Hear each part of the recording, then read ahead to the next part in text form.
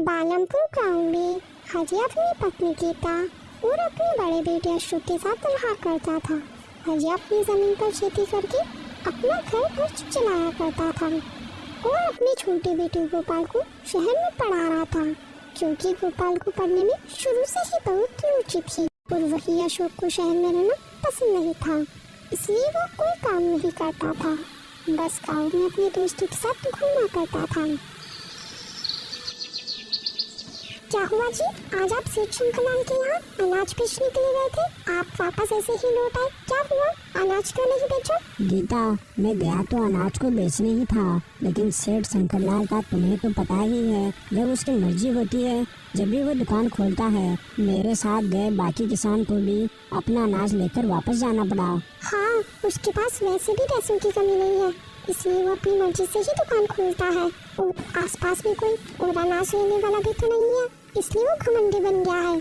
गीता, वो घमंडी नहीं है, वो गांव के चालाक मुखिया के साथ मिलकर गांव के भोले भाले लोगों को लूटने का काम करता है, इसीलिए उसे दुकान खोलने का समय नहीं मिलता। हाँ, ये तो अपनी ही किस्मत है कि अपन इस गाँव में रहते हैं और इस गाँव में उसके अलावा कोई और फसल लेने वाला भी तो नहीं है, क्या पता कल भी दुकान खोलेगा या नहीं। अच्छा सुनिए, आप ये फसल बेचकर अपने लिए और अपने बच्चों के लिए नए कपड़े लेते आना, क्योंकि आज शाम को अपना छोटा बेटा गोपाल भी आ रहा है, इसलिए आप कल चले जाना उस सेठ के पास।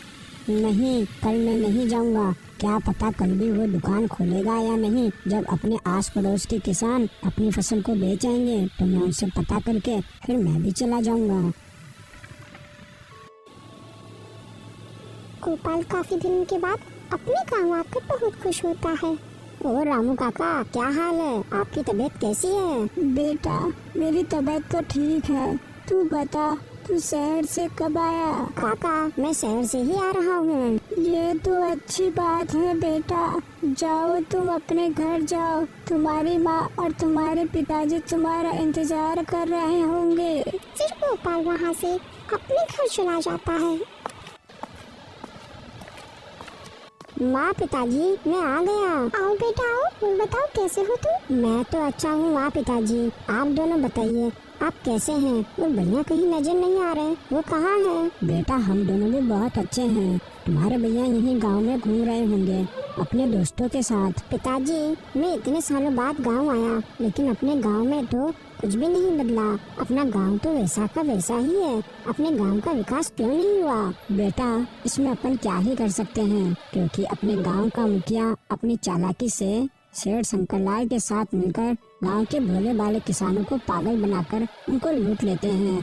अब तुम ही देखो, मैं 2 दिन से फसल बेचने के लिए सेठ के यहाँ जा रहा हूँ, लेकिन उसकी दुकान हमेशा बंद रहती है। गांव में केवल एक वही है जो फसल लेता है, अब वो भी कल दुकान खोलेगा या नहीं ये किसी को नहीं पता। ऐसे में तुम ही बताओ, अपने गांव का विकास कैसे होगा? अच्छा, तो ये बात है, ठीक है पिताजी, कोई बात नहीं, कल मैं फसल लेकर सेठ के पास बेचने के लिए चला जाऊंगा। फिर अगले दिन सुबह होने पर गोपाल अपनी फसल लेकर सेठ के यहाँ चला जाता है।